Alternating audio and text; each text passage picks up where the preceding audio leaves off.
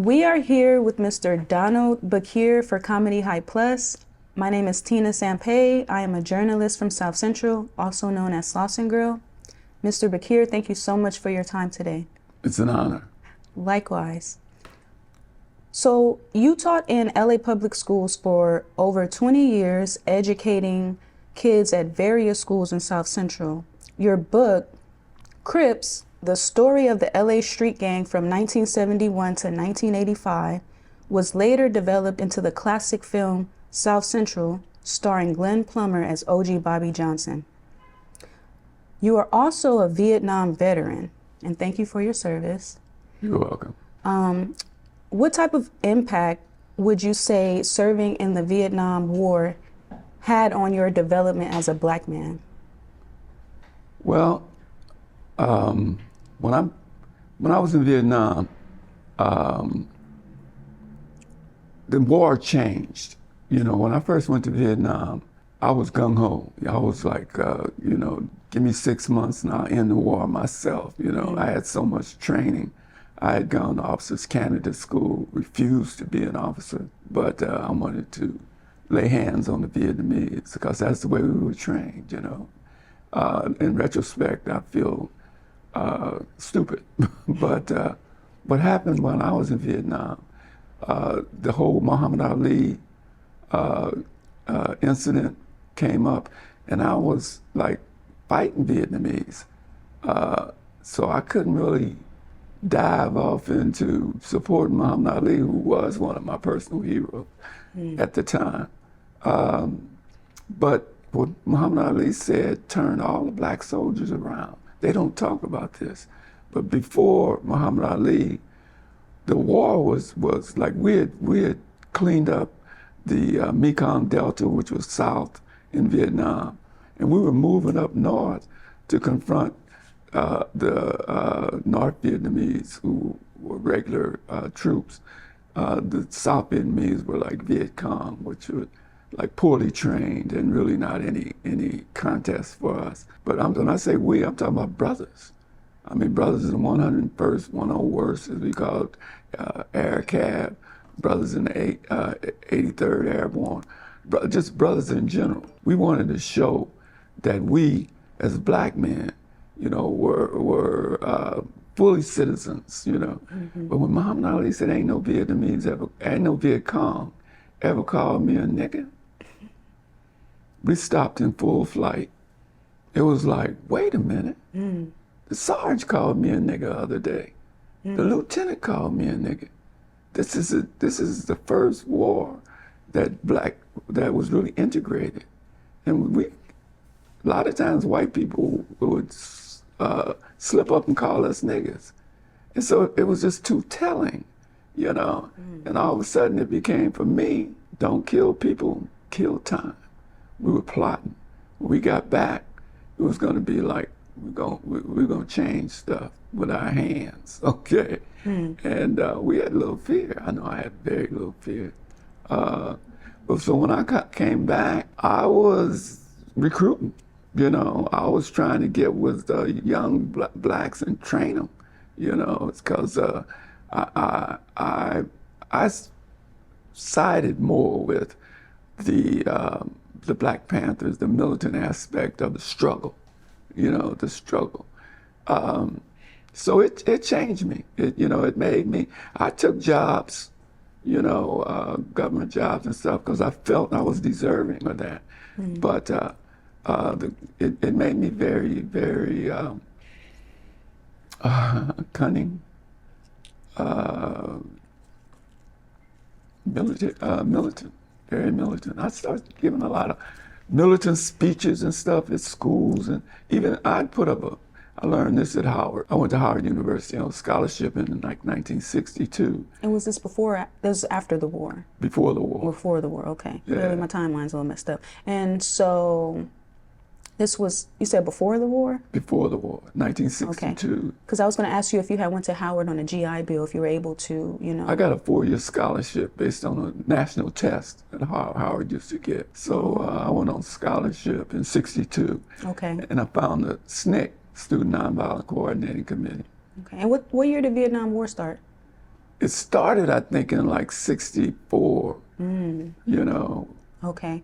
And so when you mention Muhammad Ali, I think that's like really profound. You know, not only did he call out the hypocrisy of, you know, the American government in relation to how they were treating black people, he also openly opposed the draft, Yeah.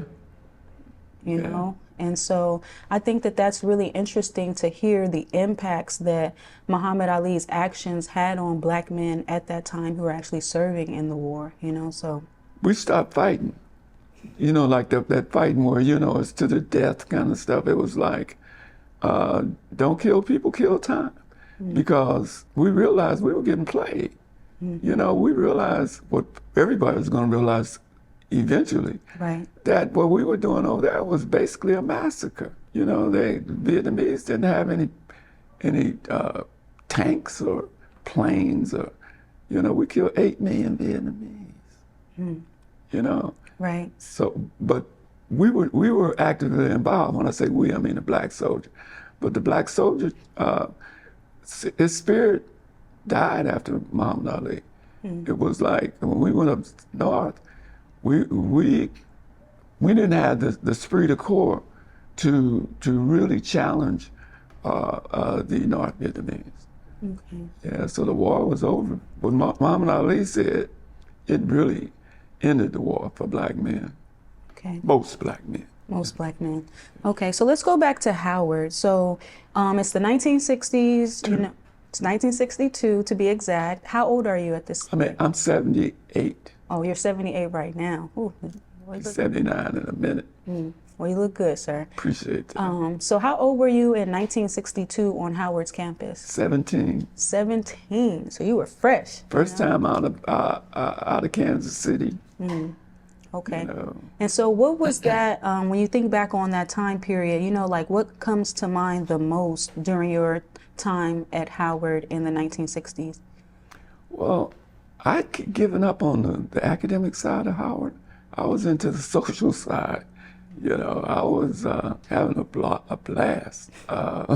But one day, my homeboy, Tony Brown, talked me into skipping my Saturday morning class and getting on a Freedom Ride bus going to Maryland, and told me we're going to pick up a bunch of white girls at Catholic University, which was really Yeah, white.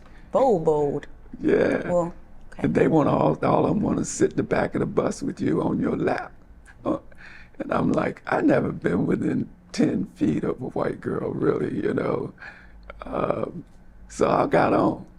And we went to this little town in Maryland. And then before we got off into this demonstration, Stokely started saying, okay, you women, if you have pierced earrings, take them out because they'll snatch them out of your ears. If you guys, if you have collars on your coat, put the collar up because they'll try to put cigarettes out on your neck. And I'm like, wait a minute, I thought we were gonna walk around with signs. I was so unprepared. I brought my switchblade with me because I didn't know what was going on. I didn't get the treatment. I just walked on the bus. But we went and we got with these 2 white girls and 2 Africans, and we went and demanded that this bar and grill serve us. And you know, they were like, we don't serve niggas on here, you know, that kind of stuff. They were really, really almost animalistic, right? So I'm thinking now, well, how's this gonna play out? But we sit down, and all of a sudden, these big truckers, white truckers, come busting through the door, and they point out at the bar where these Africans have gone in and sat on the bar stools. And we were too young at 17 to go into the bar, so we were sitting in the restaurant part. Man, these truckers start raining blows on these Africans and crashing their heads against the wall, blood's jumping everywhere. And I'm like, I could see in the door of the bar, and I'm seeing all this going on. So me and Tony Brown, I guess we tensed up or put some look on our face, because when they came out, they didn't touch us. And we were sitting with 2 white girls. And then Stokely came in, and read some proclamation or whatever, and it all went mitigated. And you know, we had a few more incidents, but that was, I mean, a lot of stuff stuck out at heart, but that stuck out the most, you know. But what it did was, it made me militant. You know, it put me in the struggle. I started listening to Stokely's speeches, you know, and I found myself out of tune with older black men people. I was, before I went to college, I was a reporter, sports reporter for the Kansas City Call newspaper, and I wrote a regular column, and which wound up getting me in trouble. Because What were you writing about? At first, I was just covering high school basketball, football, track, stuff like that, you know.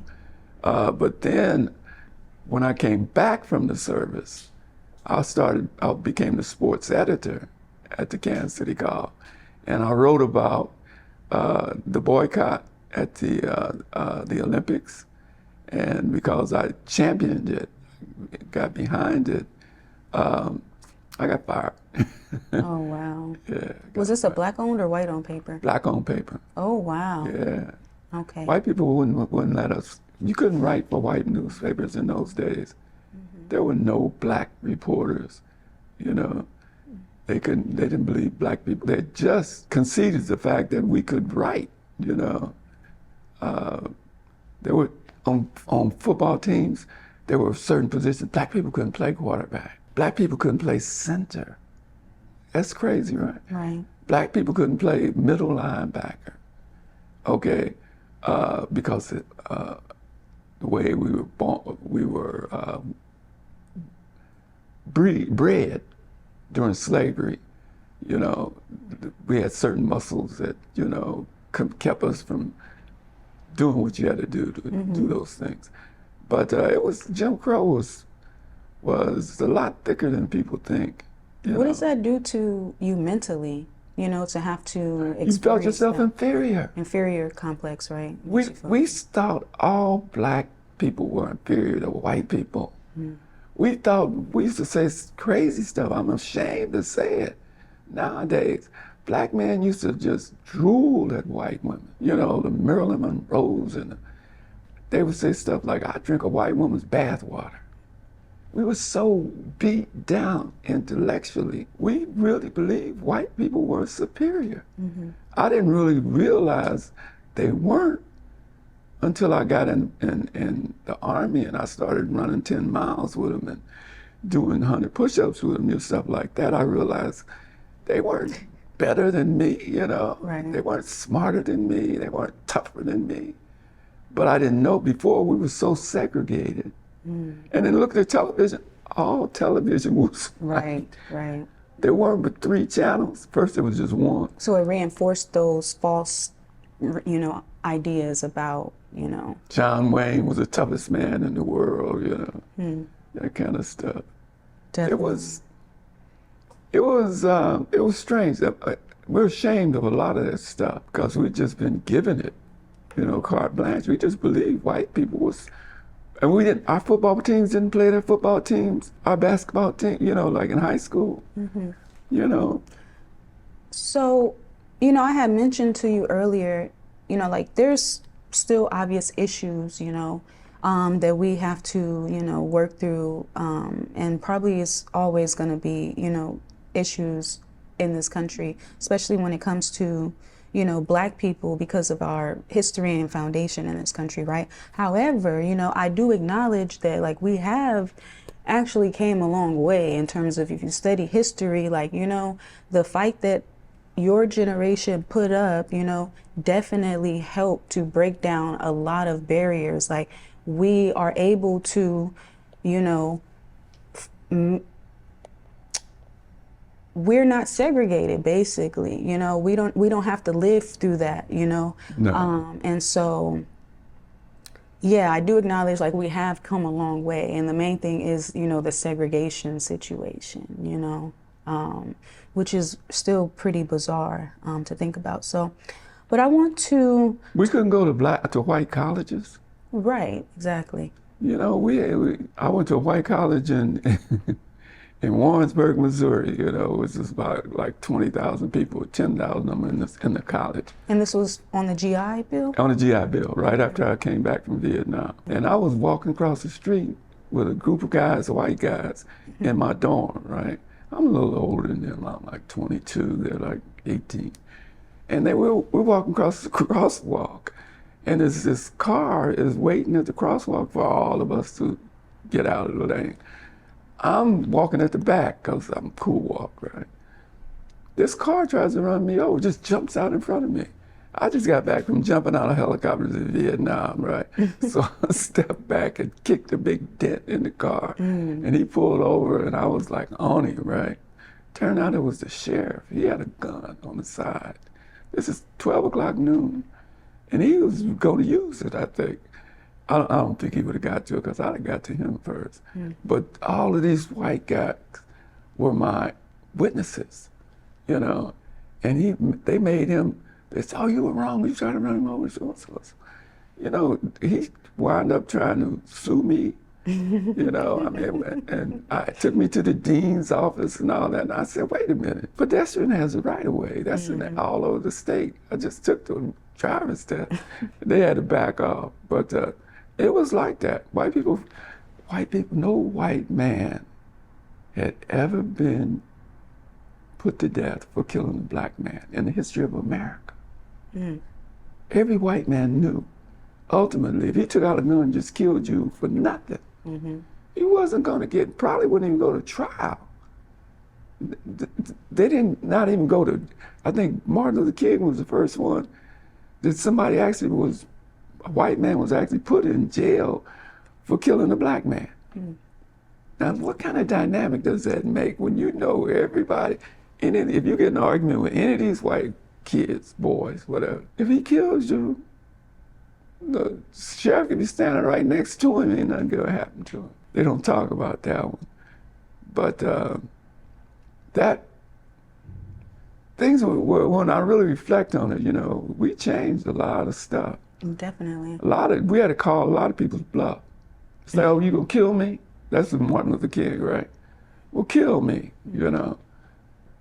But I might bust your face open, and you know, that's the Black Panthers. I might put some rounds in all of these guns, and you know, it might be a body count.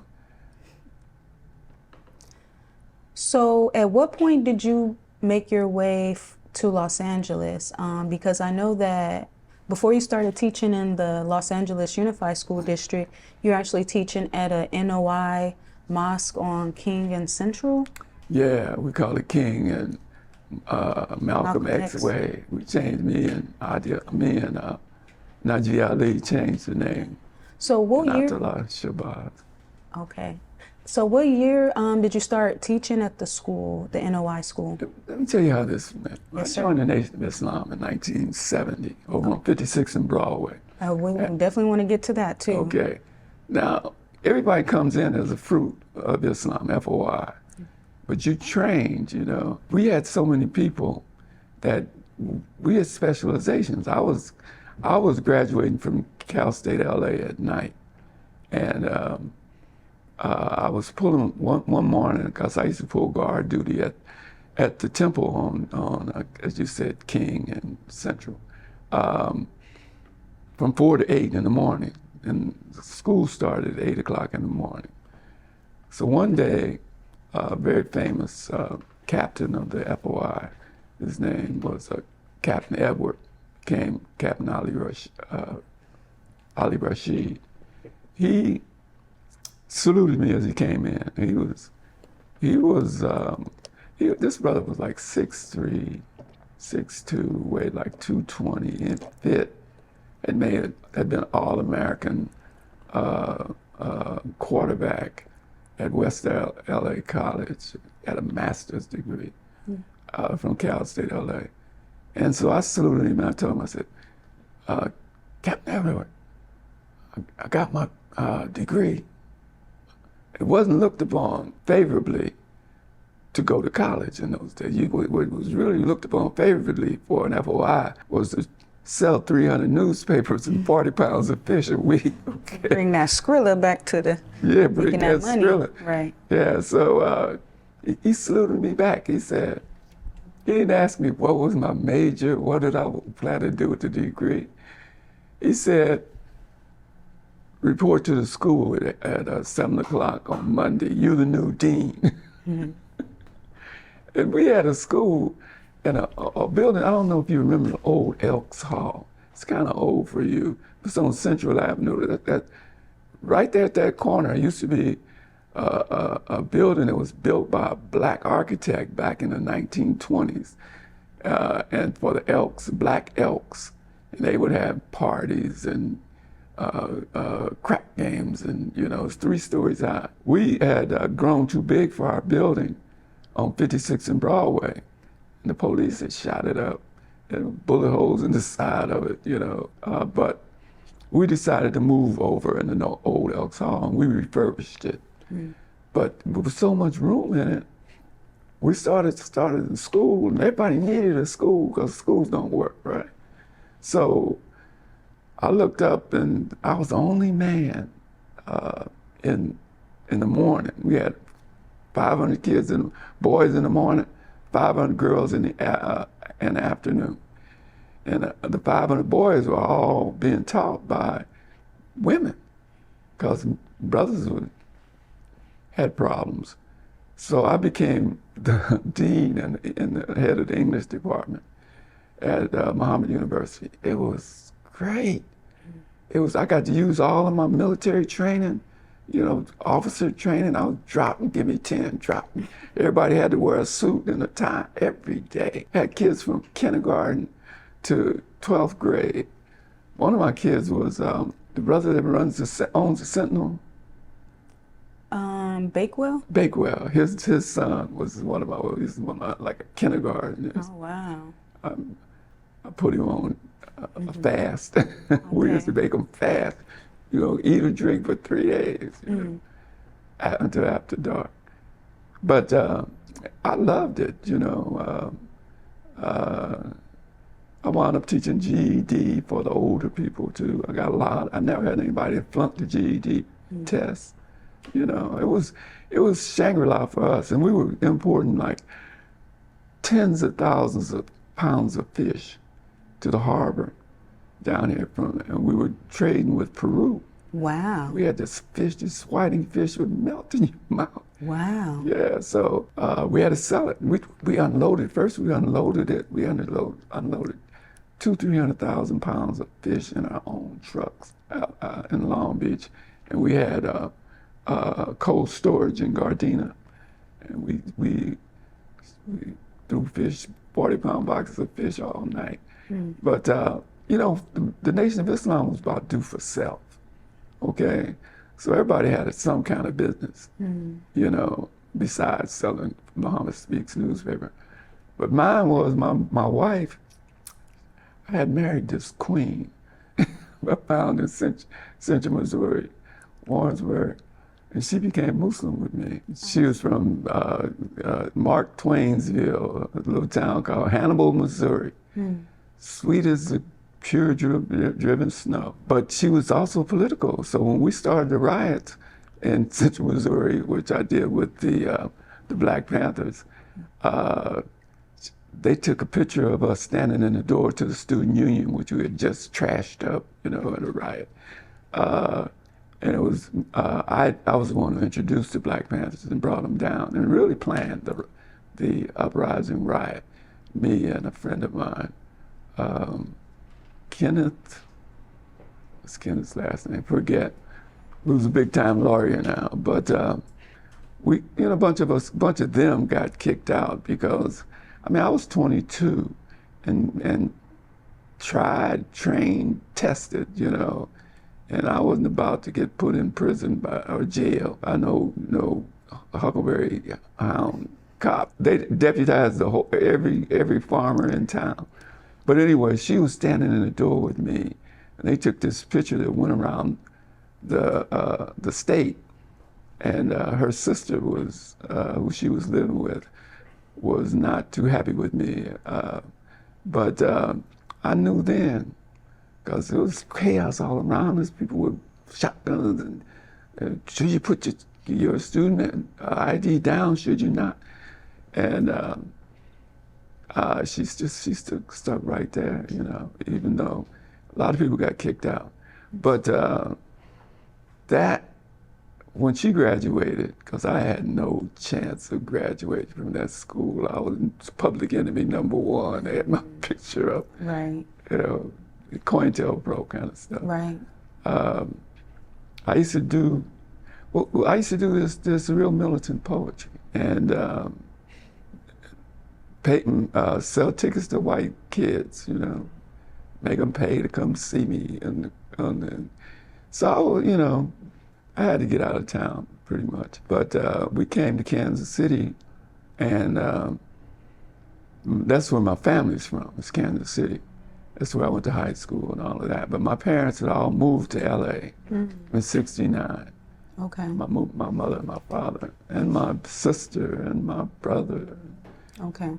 So you came to LA basically following your family and to leave Basically, Kansas. I think I was either going to New York or to LA. I knew Kansas City would not Was hold. out. Yeah, but I went to LA because my parents came here. Okay. And I came here and they were living in the jungle. Oh, in the jungles. In the jungle. The jungle was sweet then. We're talking about 1969, 70. It was nothing but Trees and nice. foliage. Before the Swimming gangs. pools. The No jungles. gangs. I used to walk. I had a job at USC, County USC over here. And I'm living in the jungle, right? I would walk through the alleys at 3 o'clock in the morning in the jungle and see people and just give them the high sign, give them the Black Power sign or something. You know, walk up and down La Brea. I had no fear. It wasn't like that, you know. What about Crenshaw during that time? I had a bookstore. I opened a bookstore in 1971. Jomo's African American books, black books by black authors and black publishers only. Right across the street from Maverick's flat at the end of the car wash. And that Car wash was- is gone now. Now they're building no, it's gone. apartments. I forgot about that. Yeah, there's a little spot there that sometimes it was a photography shop. Sometimes it was a hot dog stand. But anyway, it was my bookstore. And I moved from there to like 53rd and Crenshaw. Been like 1971, 72. Can you just briefly talk about just like, you know, the significance of Crenshaw during that time, especially with black people? That was like a, you know, a hot spot for black folks. Well, we were starting to integrate Crenshaw. You know, Crenshaw had been all white, but when the Maverick's flat moved in, it was the barbershop. What's the name of the barbershop? This barbershop got so popular, they had their own natural spray. Oh, wow. They were all over the city. What is it? Something Brothers, I forget. They're still there now. They're now. Okay. But anyway, it's a black barbershop. You know, back in the days, Bill Cosby and them used to come there. It was the only place to cut naturals. Yeah. Magnificent Brothers. Yeah. Magnificent Brothers. Nafis Nabawi and yeah. Well, they were one of the first to move on Crenshaw. Then I moved on Crenshaw and opened a bookstore. Then Maulana Karenga moved on the corner. I guess that's 43rd. Oh, what did he have over there? He had the Heikalu, the US organization. You know the US organization? Yeah, that was on, I didn't know they were located on Crenshaw. Yeah, they moved like a month after I moved on 42nd. They moved on the corner of 43rd. And were you familiar at all with Karenga? Yeah, I had gotten into his philosophy back in Kansas City. Oh, wow. You know, the 7 principles of Kawaida, you know, all of that, you know. We were deep into that. You know, we practiced it. We were the first to start parades on Crenshaw. Yeah, I was the first to sell the Quran on Crenshaw. Everything you did, you were the first, pretty much. Well, how do you feel that they, and when I say they, I guess, you know, I guess, Sabotaged. well, when it comes to the LA Black Panthers, and the situations that happened on UCLA's campus, the narrative is that, the Black Panthers and the US organization were in a struggle for who was going to be the leader of the Black Student Union. However, I did see some videos with Watani Steiner on YouTube, and he was saying that that was a COINTELPRO narrative, Yeah. So, somebody that knows Karenga, like, can you speak at all? Do you think maybe there's been a misrepresentation of him and the US organization, or do you have any thoughts about that? It's that same old divide and conquer that Elijah Muhammad put us on to, made us well aware of. That they were basically, they had same goals, but when they were so naive as far as intelligence, as Yeah. far as, We still are today, I feel like. they got manipulated. They got turned, sent false letters to each other, all that kind of stuff. But they started off, with the right struggle instincts. I loved them. My sisters were in the Black Panthers for a while. But they just were too poorly trained to deal with this juggernaut they were getting ready to deal with. They got infiltrated and manipulated and humiliated, but they were the forerunners of the gangs. Right. Like the gangs at that time, the Slausons, businessmen and gladiators and all that, they weren't really political. One or two exceptions. But it was like, after the Watts riots, you either joined the Nation of Islam, you joined the Black Panthers, or you joined, there were a lot of local organizations, black, that you had to, gangbanging was dead for from 1965 to 1970. And we're talking about the first wave of, like the Black organizations, not the Bloods and the Crips. No, Right. We're talking Bloods and the Crips came seven. it's like 69, 70,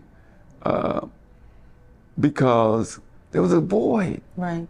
Have you ever seen Bastards of the Party? Yeah. By Cleo. OG Clebo. So yeah, I think that's a very fascinating analysis. Would you agree with kind of like the premise of what, saying that these gangs, like you said, came out of the void of the Black Panthers that were killed, and things like that?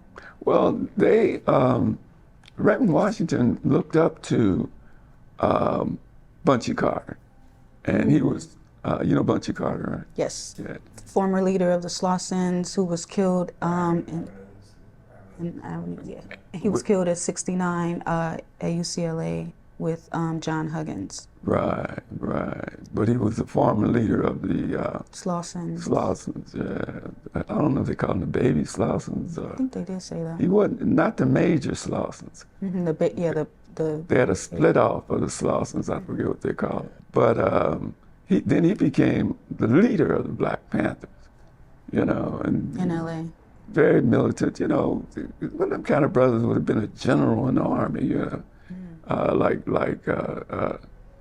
what was the brother that did 29 years?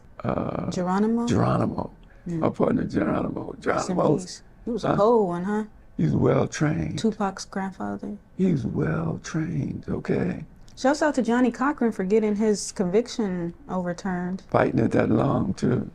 Was it true that, I know this is kind of going off, but they said that before Johnny Cochran passed, he was like pushing, trying to advocate for reparations for Black people, or kind of figure out something, or did you hear anything about that? I heard something vaguely. Vaguely. Yeah. Okay. I don't want to get big into reparations. too much off, but I do want to circle back and begin to talk a little bit about the Los Angeles Unified School District, when you started to substitute, and the things that you were seeing that motivated you to start documenting this for your book.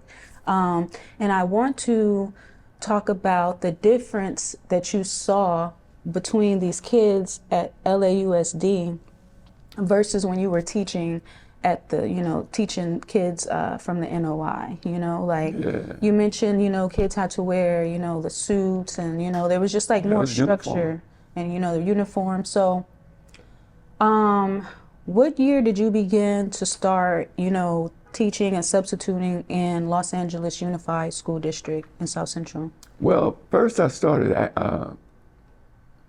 when our school was closed because of an earthquake. We had all these parents who had no alternatives for their kids because, the schools didn't work. The schools were full of, the LA Unified had a mandate. There were 66 predominantly black schools. Wow.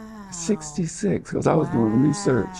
When I was going to Cal State LA, I was doing statistical analysis of all the reading and math scores. And so I knew which ones were predominantly black. Of the 66 schools, the Office of Civil Rights and the NAACP in 1973 brokered a law that any predominantly black or predominantly Latino school had to have 70% white principals, teachers, all certificated personnel. So if you went to school in LA, as you did, right? 70% of your teachers from the time you were in kindergarten to the time you graduated were white. And the reason they were there is because it created a situation where black schools always needed white teachers. So if you were a pedophile or a pervert, and I can point out some specific examples I ran into, confronted to in my career. Wow. You were dumped on LA, on South Central LA.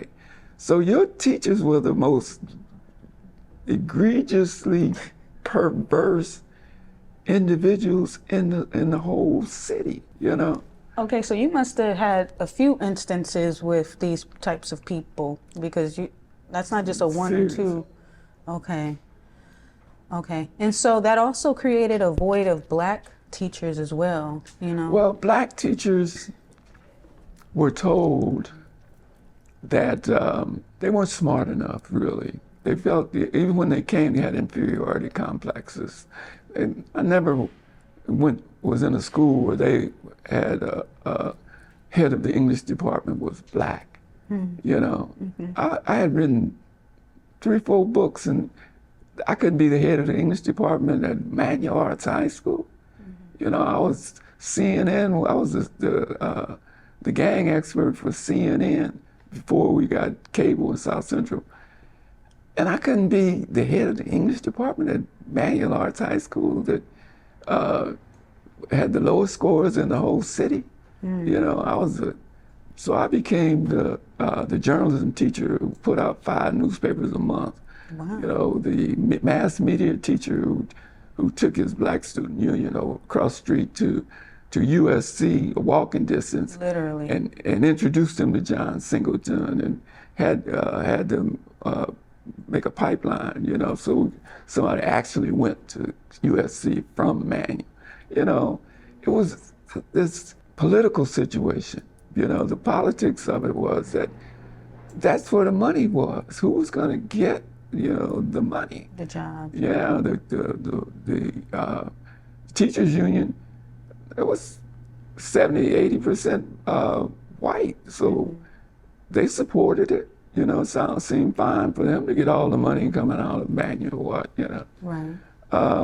I stopped fighting it. What I did was I just did my own thing. Okay. I started the way I ended it, well, I don't want to get too far off, but my long-term plan for ending the gang war was uniforms.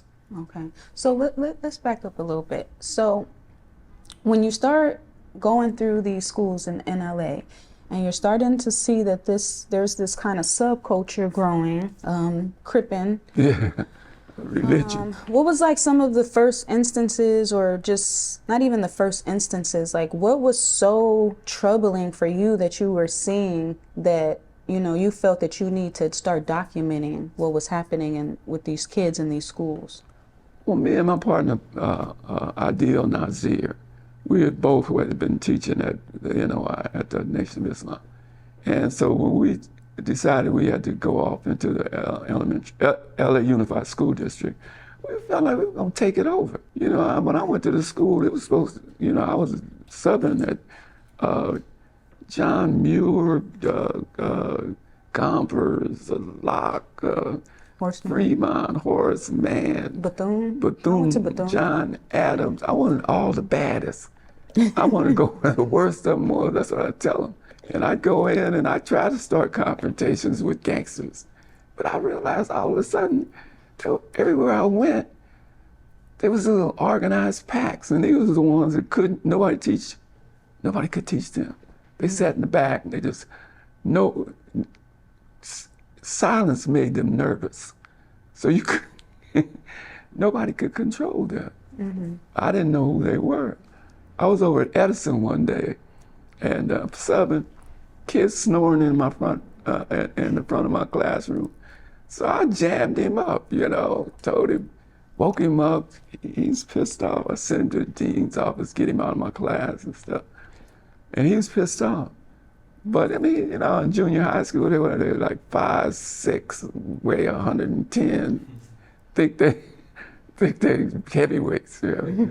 I'd body slam them in a second, in a minute. You know, I gave a speech at the school board. Mm-hmm.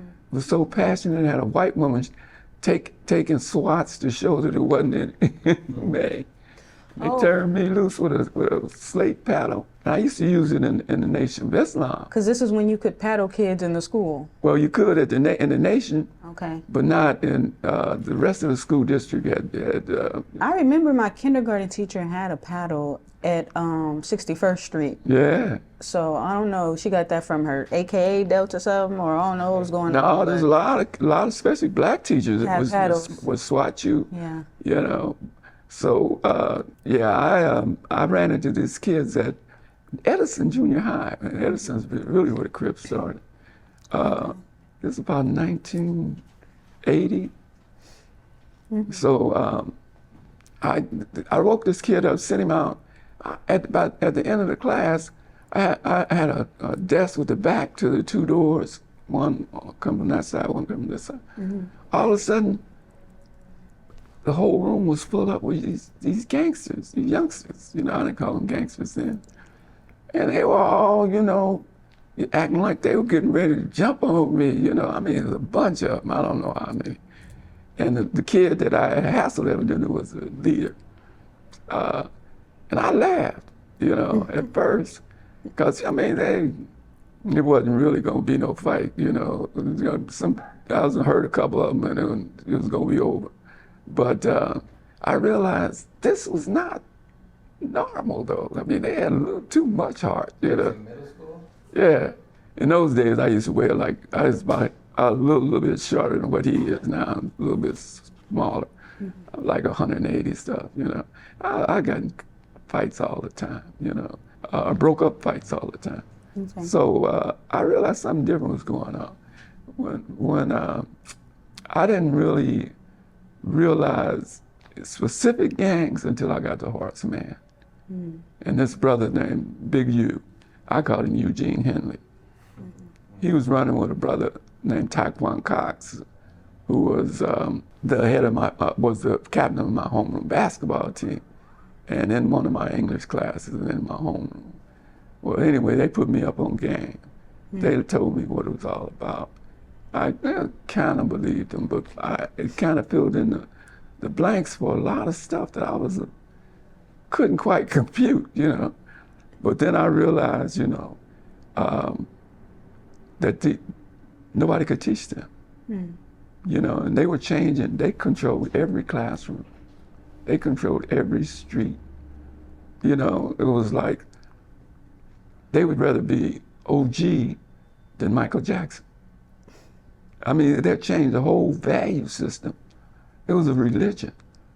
It wasn't like, were you Cripping? If you lived on that block, you were Cripping, you know? And they needed solutions, but most of them had no daddies. Mm-hmm. You know, it was like at that puberty, it was like you need answers to some real serious questions. Mm-hmm. You know, how do you deal with all these urges, you know? Mm-hmm. How do you make a little money? What about women, you know? So where was this idea of Cripping coming from? Was that solely the brainchild and work of Tookie Williams and Raymond Washington, or was there something else going on there? I think it was the confluence of social dynamics. All of a sudden, in the late 60s, it became fashionable to be on welfare and not need a man. That became 3 out of 4 young black girls. You know, it was like cool, right? And it left with a group of boys that had no direction, no leadership, no daddy, you know, and they started making up their own stuff, you know. They realized they went out in the street, it was a whole bunch of people just like me, you know. And so they started determining, well, at first, they were trying to model themselves a little bit after Black Panthers, right? Because they wanted to be a resource to the neighborhood, you know. In fact, the Black Panthers at UCLA, the Black Student Union at UCLA, wrote the first Crip Constitution. I got a copy of it. You got a copy of it? I want to see that. Yeah, I have to go dish it out. Okay. So there's this association with the militant movement, you know. But the thing was, the Black Panthers were very intellectual. They were reading the Red Book, and they were reading even Elijah Muhammad. They were reading Frantz Fanon, Black Skin, White Mass, Wretched of the Earth. They were all that stuff. They were intellectual.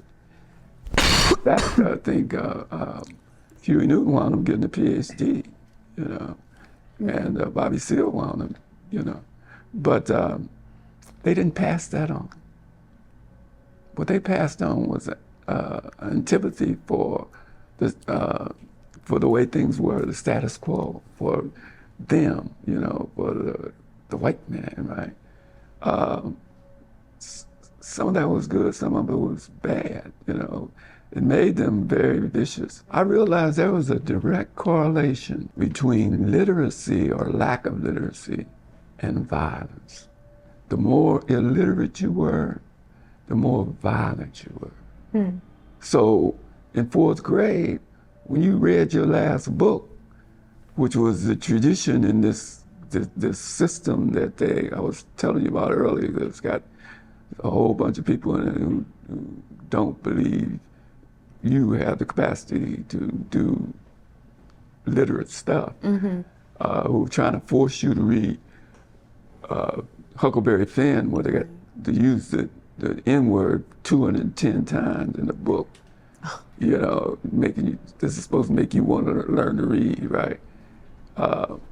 Well, anyway, I realized that something had to be done to get the tradition of literacy back into the school for black boys, or back into the lives of black boys. Because the gangs had took a vow against literacy. It was like, first they hated the schools, right? But here you come on, you want to be a rolling 60 Crip with a backpack, with a bunch of books. That is not really going to work out.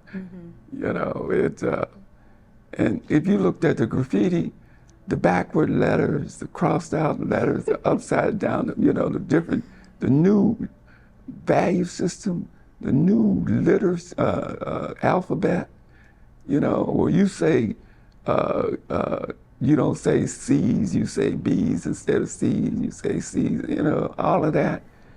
That made traditional literacy real low on the totem pole.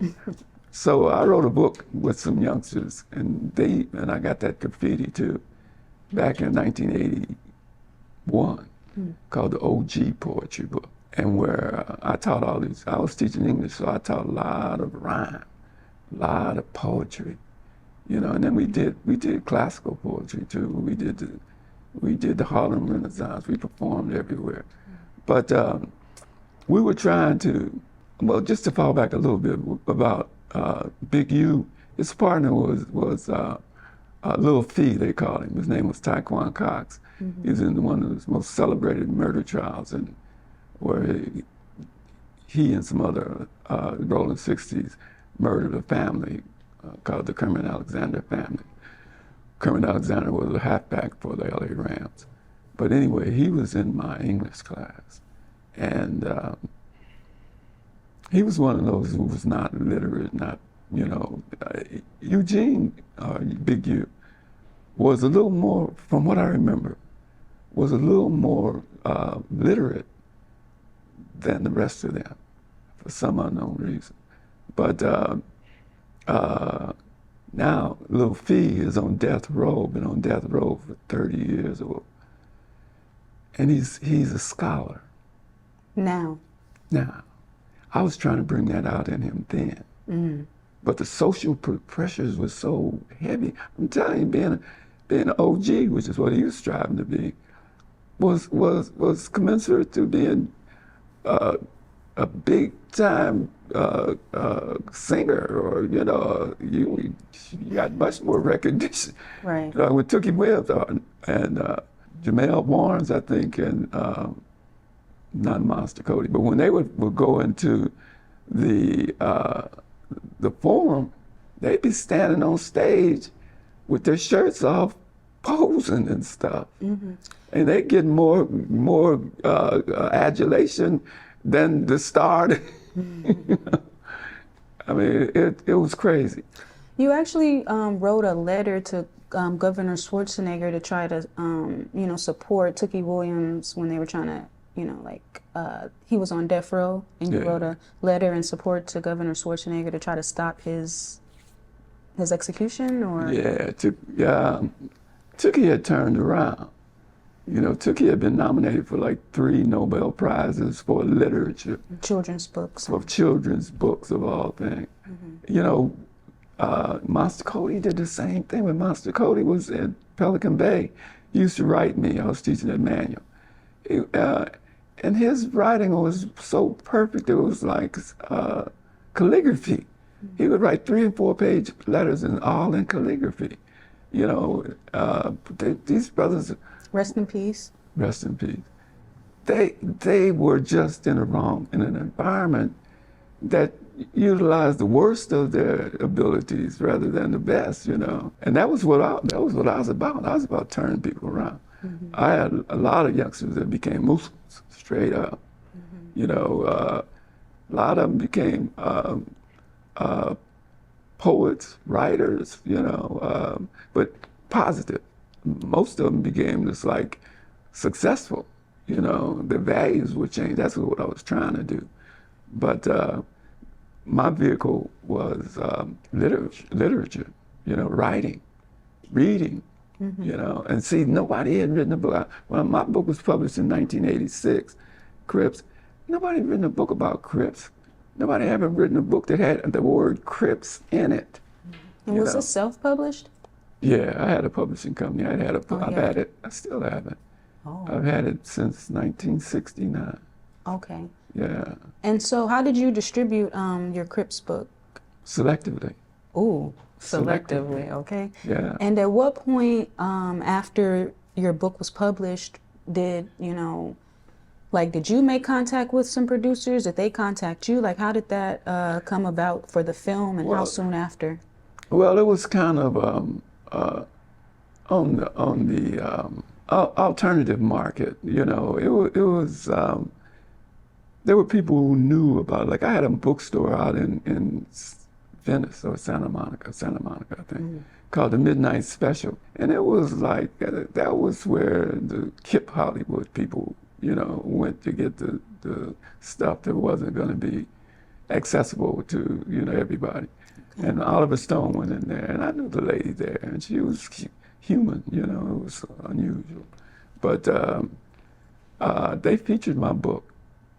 And it was a pretty good seller. Maybe, I don't know if it was the best seller in there from like late 80s.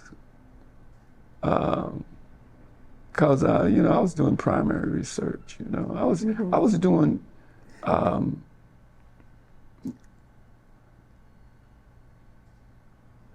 reality literature, reality TV. Before everybody else was. When I got into this teaching, I was one of the first to use the video camera. They thought the video camera, regular teachers thought the video camera was black magic or something. They were scared, they'll take our job, They were scared of computers, stuff like that. So all schools had one camera, and they let me have it. So I was encouraging videos, people to go off into it. In 1980, 81, I got video of pop lockers. I had video, and I say I got it, but I haven't laid hands on it in a while. I got video of people doing the what we call the double back slide, and Michael Jackson called the moonwalk. Back in 1980, 81. Before Michael Jackson ever heard about pop lock. Okay. So Michael Jackson was probably inspired, had some inspirations. But Michael Jackson used to bring a slew of kids from Horace Mann Junior High School out to Neverland every month. What? We only seen the white kids. Why they never showed the group of black kids from South Central at Neverland? Politics, no doubt. Wow. Yeah, interesting. Yeah. Okay, so I want to go back a little bit and talk about Malcolm X and how there was a mosque on 56th and Broadway, which I find very intriguing because we talked about this. I grew up on 60th and Broadway, on the east side. My dad was on 70th and Broadway, so that was like my stomping grounds, And so, yeah, I was very fascinated to hear from you that Malcolm X came to Los Angeles and opened this mosque on 56th and Broadway. Can you speak at all about maybe like what motivated him, you think, to come to the heart of South Central to set up this mosque? Well, so Malcolm first came to LA, I think, in like 1953, 54. He would go to a lot of cities and try to start temples, get up enough brothers to start a temple. Well, when he came here, the temple was in a little house on Jefferson, I think. Then it was over across the street from Manual Arts in a pretty large warehouse space. It was bouncing around, and it was getting ready to close up again. I think it had been on Jefferson, and he told the brothers, because when Malcolm came, it was real. It was like he came to Central Avenue. He came to the hustlers. My partner, Brother Michael, Brother Les, they had bookie joints, and one of them had 2 Cadillacs. So he would let Malcolm drive one. And he would, spill, because he was a Mac man, So he told them they should open up they should buy the building on 56th and Broadway. But he wasn't here when they actually did it. He came back a few times later, to help establish it. But the biggest time he came was in '62 when Ronald Stokes. Yeah, when Ronald Stokes got. Can you talk a little briefly about Ronald Stokes for folks that might not be familiar? Yeah, Ronald Stokes was from Chicago, I think. No, that's 2 different stories, I think, because he had a lot of family here. What I do know is he was very intelligent, and he was like the secretary of the temple on 56th and Broadway, which was like 2 stories, had a school, small school. Authentic Bakery next door, Wow. cleaners down the street, It's all market across the Latino street. now. All of it. All of I that. had, in fact, I rented some space in the W&W Market, which was across the street from the Temple on 56 on the corner. I rented the back space to make my delicacy H&G fish salad. I told you about the hundreds of thousands of pounds of fish that I had a deli product called H&G fish salad. It was kind of like tuna fish in a 16-ounce cottage cheese type container with a see-through top, paprika sprinkled on it. I sold literally thousands of them. Nice. This is like early 70s, early 1970s. Back to Ronald Stokes, though. Sorry. Yeah, but Ronald Stokes was the secretary, and there was I don't know if it was fate or if it just transpired, but brothers used to clean each other's clothes. One brother had a cleaners, I think, and he would get cleaning from all the FOI, and he was giving them their cleaning, I think. This is what I heard, out in front of the Temple on 56 and Broadway. The police swooped on them. And this is the hot spot for the Muslims. So when they went over the line, the Muslims started confronting them. So they came out, and Ronald Stokes was one of the ones who came from inside the building. And they wound up shooting him and killing him. They shot another brother and put him in a wheelchair. LAPD? Yeah, the LAPD.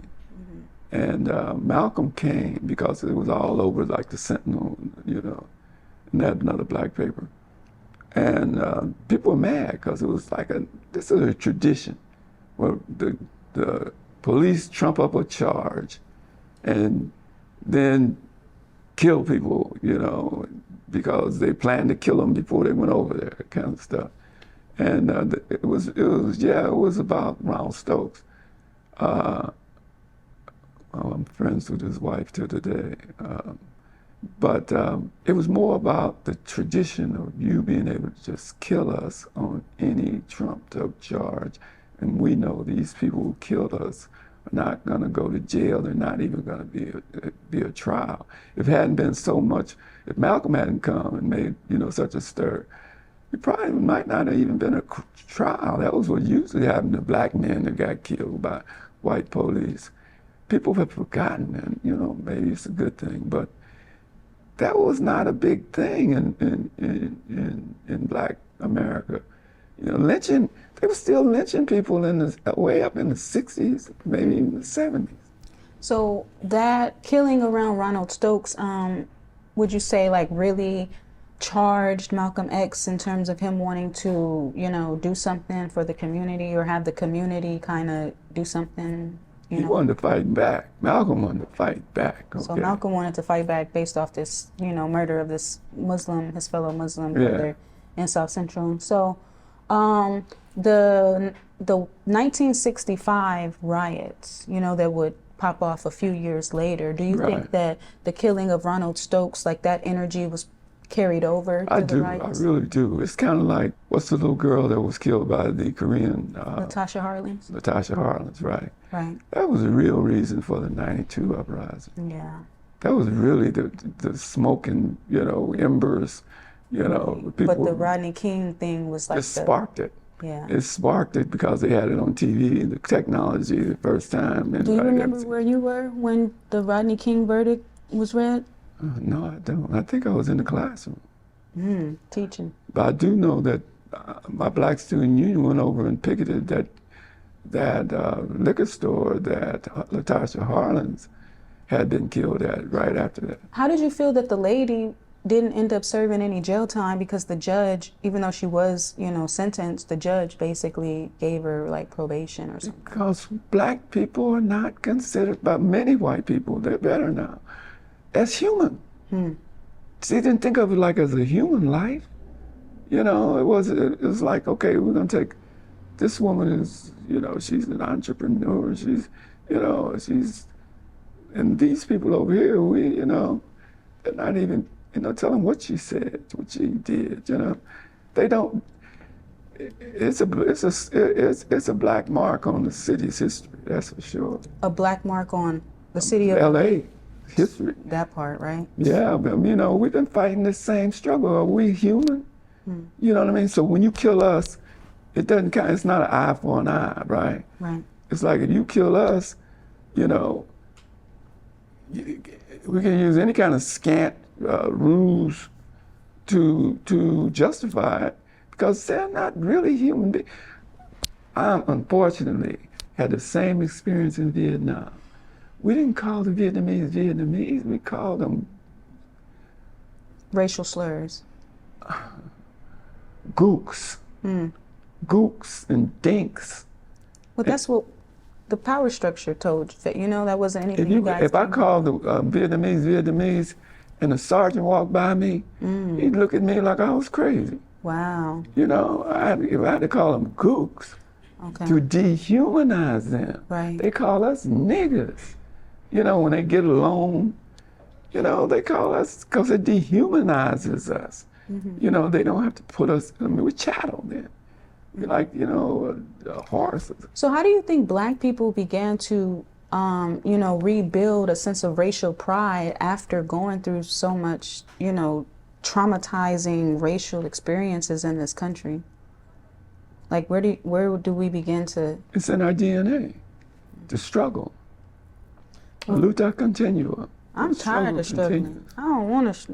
I'm gonna keep up the fight. though. Yeah, Got it's to. like, you don't, it used to be you had to struggle, you had to suffer. Right. But now, you don't necessarily have to suffer. You have to struggle now. Okay. You know, I mean, if you're a billionaire, you probably struggle.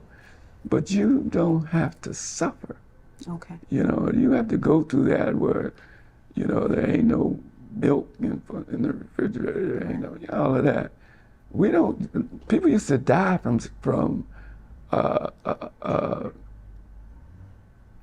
not having any food. So, Mr. Bakir, you know, reparations is a huge conversation right now, especially in the state of California. They, you know, have the task force to study reparations, come up with the proposals, but that still needs to go through a whole process, you know, and be signed by the governor if we're ever gonna, you know, see reparations specifically in California.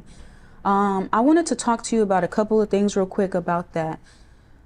What do you think would be the appropriate reparations for black people in America? I think, and I've come out in print, that black people need to be given, if they have houses, they should not have to pay property tax. Blacks who have student loans should be canceled. I think at some point, blacks should be given mortgage-free houses, but surely no money down houses. I think they should be given tuition-free college, university access. And there should be a monetary fund created for them that is substantial. You know, I think that that one of the biggest concerns is this generational poverty. You know, because of interest, usury, most black people don't pass on housing. They say that, you know, white people who have $112,000 worth, have more worth. That's a house. You know, essentially they're a house ahead of us. You know, so black people should be given access to housing. you know, where I mean housing, not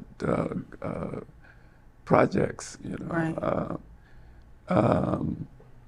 And there may be other things, but off the top of my head, those are the ones that I usually Okay. stand behind. So monetary compensation in addition to things that would benefit us for future generations, basically. Exactly. So we don't pass on generational poverty. Right, right. You know, people are passing on $100,000 worth of tuition, debt. You know. Right. Okay. So another thing with the whole reparations movement is online, Black people have split up into these different factions of, like foundational Black Americans or, American descendants of slavery, which is kind of like the same thing, to differentiate themselves between like African immigrants, which I definitely understand that. But I wanted to ask you, how do you feel about Pan-Africanism? Do you think that it is important for American descendants of slavery to acknowledge that? Or do you think, which I do think is important, or do you think that it is dangerous to be like, having this rhetoric where Black people are split up in these different groups when we're pushing for something like reparations? Well, I don't think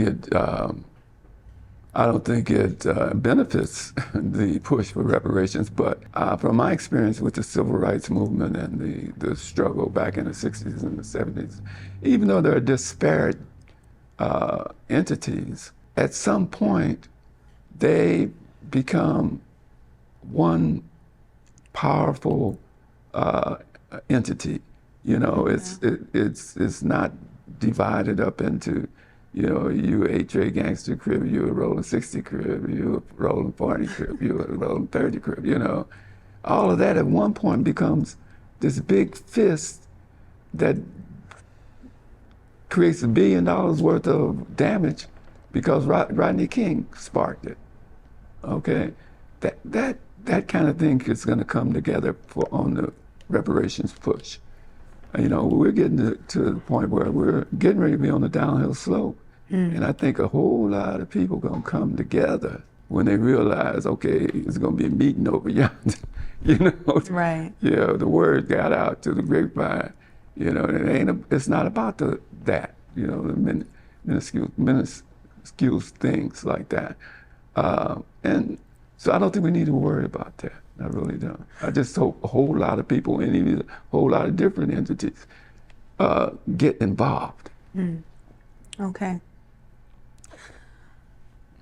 Snitching in the Black community, in particular in the gang culture, is a huge, huge, huge thing.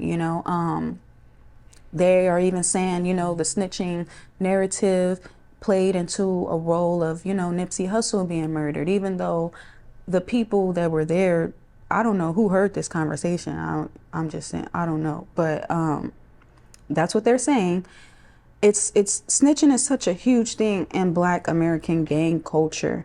But as somebody that, I wasn't there, but I studied, the civil rights movement and, just black politics. And from my understanding, snitching in the Black community came out of, Black political organizing and a way to protect Black organizing from infiltration of the federal government and the FBI and COINTELPRO that was using different people to infiltrate these groups to report back about what Black people were doing so they can undermine us, So from my perspective, this is where snitching came out of, Black political organizing, and to, call out other Black people that was selling out Black people, basically. Would you agree with that, or? To some extent I have to, but it all goes back, it goes all the way back to Uncle Tom. Yeah, slavery, plantation, yeah, snitching. It's like snitching to whom? Snitching house to the nigga, white man. Right, house nigga, field nigga kind of thing. And it's like there's always been spies. So we've always been paranoid, because there were snitches, Do you snitch in the favor of the group, or do you snitch in your personal, Interests. favor. You know, it's like, I don't know, in the 60s, I was really anti-snitching, okay? I mean, because I was involved. You know, I knew it was COINTELPRO had infiltrated our ranks in the FOI. Right. You know, and in fact, when I was at Howard, I came back one Christmas and I got a letter from the Marines to go downtown, and they were trying to recruit me to be a snitch. Told me they'd give me $40 a month. $40? Yeah, well, that was a lot of money in those days. $40 a month. All I had to do was fill out this little form, yes or no, and put it in the mail about SNCC and maybe CORE. You know, and I was leaning because I was a patriot. You know, this is right after high school. So I told my daddy, but what turned me off was they said, plus we'll give you this, and they gave me a shoulder holster with a 45. Huh? And I knew, I was like, man, I don't think I want to do this. They gave you a gun too? Yeah. To snitch? I was like 18, 19. Oh my God. That's the way they recruit. Now, I didn't know. I thought I'm doing something for my country. And it's the FBI? But what happened, it was FBI. FBI. But just think now, if I do that, and I don't know which ones of my fellow students took that $40 a month, they got you for the rest of your life. You know, it's like they can always bring that up. Oh yeah, we had him working for, you know. You know, there's a video, not a video, I want to say, I forget which program it is, but there's this guy that they interviewed, and his alias was like, I don't know, was it Bartholomew or something? But he talked about how he was recruited by the FBI, and they had him burn down the Watts Writers Workshop. I heard about him. MD was telling me about him. Yeah, and his videos, this interview, it was like with a black journalist back in the day, like maybe the 80s or the 90s. This had to be like the 80s or something. And he was, you know, but he was saying that he wanted to talk about what he did because he can't live with himself or whatever. But he said that he went there, they recruited him. He befriended the, you know, person who was running it. He slept there. He built the stage, put the lights in, but they told him that he needed to burn it down, you know. Dude was telling me about him. So I could see, that's just crazy. So yeah, you know, if you're in the community and, you know, we need to protect the people, the families, the women, and the children in the community. So if you're snitching on criminals in the community, by all means, I support that. You know what I'm saying? Because what we're gonna do, you know, we need to stop the crime, get the criminals. You feel me? But if you snitch on me to some white people, you know, for just, you know, something like, yeah, some drugs. Well, not drugs, but like, you know, in the workplace, you know, and my job's in jeopardy, right? You feel me? Now I got a problem with that, right? But I got a lot of poetry against that, you know. You know, but to not snitch because we're harboring criminals in the community, like, you know, I think that we really need to like analyze that. But I understand though, because of the retribution that comes with it, so which is why people don't. But it's a problem. It is sincerely a problem because it's not black and white. Yeah, it's not cut and dry. Yeah, it's complex. Yeah, it's really complex. So I can't just say, oh, I'm against snitching. But we live on the street on 74th Street. If I'd have been wanting to be a snitch, I mean, 17 people got killed on this one street. And we lived over there. No, 20 people got killed in 17 years. We changed that tradition. Yeah, we changed that one. Definitely. And not with snitching, you know, even though I cut one guy down who was hanged over on 74th Street. I cut him down. What year was this? I was teaching at Horace Mann about 1983, something like that. Who hanged him? He hanged himself, I think. Okay. Because it was much too elaborate a noose. He was still warm when I cut him down. But if somebody did hang him, would I have told on them if I saw them? And I lived 2 doors down. Would have been right. And it's rolling. I mean, it was East Coast Crips. Would put you in danger. So or my family. You know, but so the whole snitching thing is the responsibility, I guess, on the gangs. You feel me? Like, stop, you know, harassing these. Well, I can't tell them to stop because they trying to stop going to jail. Anyways, I guess the moral of the story is the whole snitching dynamic in the black community is very sad. I just want to say that. It's really sad, you know? It's intricate dilemma. Yeah. It's, the root of it is poverty. Yes, definitely. In the criminal justice system. Yeah. But I just wanted to, you know, briefly talk about just the parallels that I saw. Just think of what would happen if we got reparations to the snitches. You think it would diminish or go up? I think it would diminish to not, to zero, to zilch. Because they're getting paid. Like, that's the incentive for them to do that, right? They're poor, most of them. I wanted to ask you a question about Nipsey, but I don't know. Do you have any thoughts about Nipsey Hussle's passing, considering he was a... I got into his music after he passed. I mean, I remember watching him, where we're going right now, to the temple, the masjid across the street from Crenshaw and Slauson. Okay. I remember him standing on the corner. You know, people would be street sales. You know, I started street sales back when I had the bookstore. But he was selling stuff. I didn't know if I figured he was selling drugs, you know, because most of the guys out there putting in that kind of time, they, you know, usually. But after he died, I got into his music like fierce. He was intelligent, he was special, really unique. Yeah. Yeah.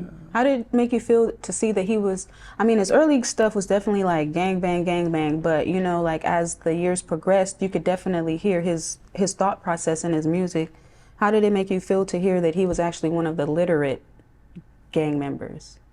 Well, I'm telling you, I had another youngster who used to be the head of my Black Student Union, head of my Muslim club too, at Washington, and he was what they used to call tagger, but he was basically, we went into tag banging. He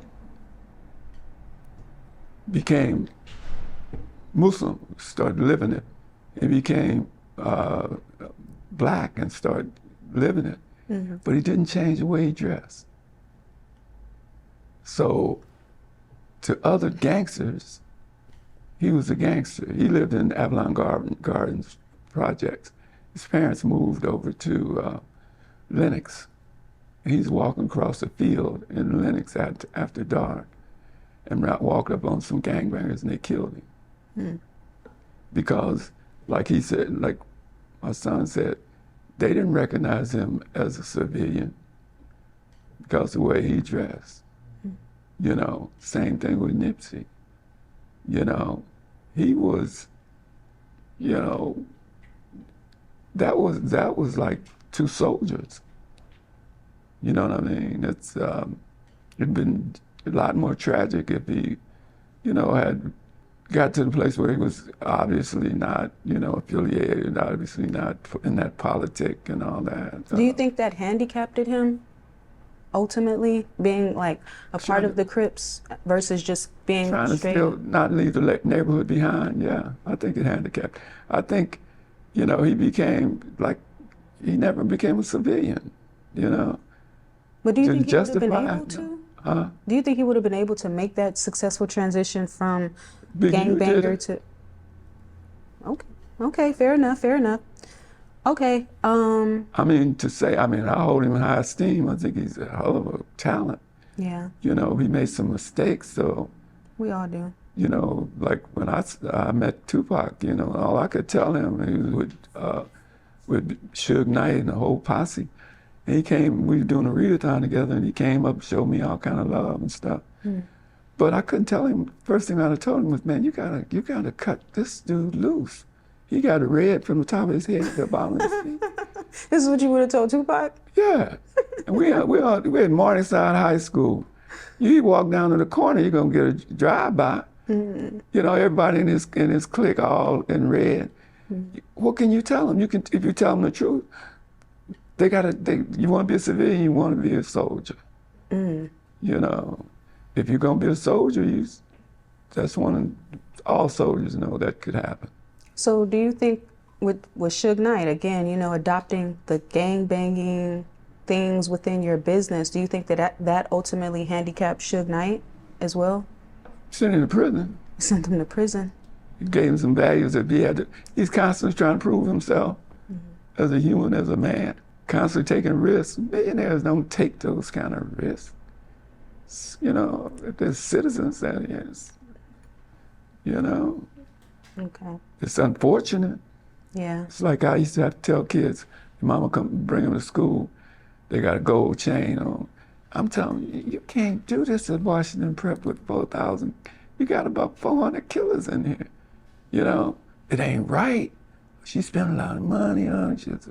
The fact is, you all of a sudden become a category, you know, it's like. Okay. Well, Mr. Bakir, it has been an honor to talk to you and to. It's been an honor to talk to you guys. I'm glad the young journalists in the new era We got to is a lot more significant than you guys think.